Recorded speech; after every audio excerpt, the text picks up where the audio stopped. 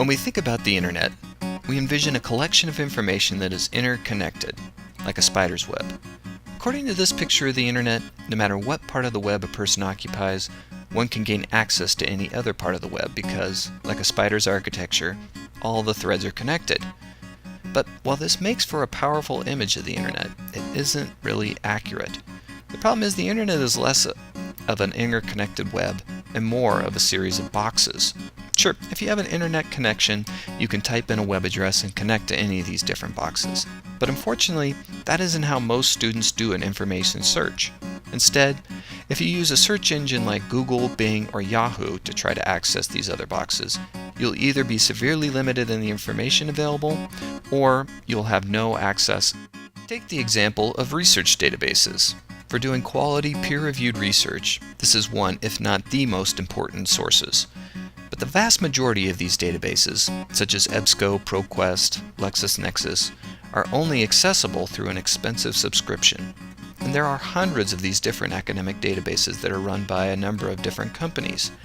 And because these databases are operated by different companies, they do not search each other. They don't even like each other because they are run by competing organizations. So the way each searches for information is different, and the resources each has access to, such as journals and books, are also different. So it's important that you search multiple databases to ensure an effective and thorough information search. For instance, let's say we were doing an information search using the database ProQuest. In this case, we're using the search terms uranium mining in Utah.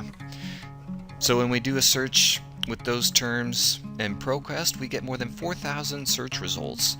And the search results range from new rush for uranium, Colorado and Utah are ground zero for mining firms, Canadian uranium mining company buys entire town in southeastern Utah. Let's take that same search term and now use it in EBSCOhost, again a completely different database for doing academic research. And again, we get a completely different set of resources, in this case assessing a non-point source, chemical loading potential to watershed, uranium mining and milling industry in Utah.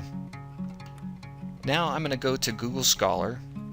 I haven't changed any of the search terms, and we're going to get, not surprisingly, a completely different set of search results.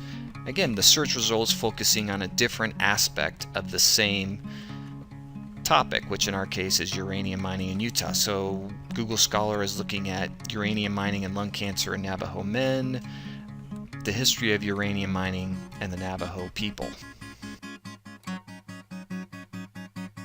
Confused? Well, now we turn to the library catalog.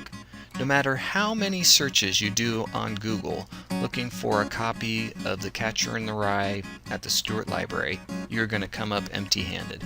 You're going to find a lot of web pages that have the words Stewart and library and Catcher in the Rye on them, but none of them are going to give you the information you need, which is, does the Stewart Library have a copy of The Catcher in the Rye? And if they do, what is the availability of that copy? To do that, you have to go to the library catalog itself. Type in the title of the book or author. In this case, we're going to go to title alphabetical, click search, and then you can see, oh, we do have a copy of The Catcher in the Rye, and this will tell us the availability. There's actually 2 copies, both are available. So the problem with search engines like Google or Bing or Yahoo is that they don't have the capability to do a search of a library catalog and look for a specific copy and the availability of that copy. So what does this mean to the student? It means every time you use Google or any other commercial search engine, you are only getting a fraction of the information resources available. On top of that, the resources that do show up on a search are often of a poor or suspect quality, such as Wikipedia, or partisan organizations or think tanks such as the Center for American Progress or the Heritage Foundation. The most thorough and trusted resources, such as peer-reviewed journal articles, do not even register with most of these types of searches.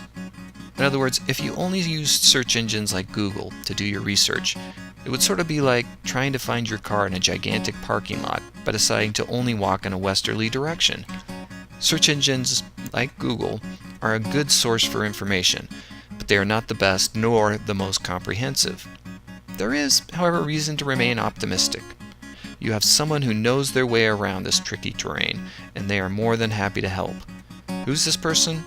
Your librarian, who is available either in person or through a live chat or email.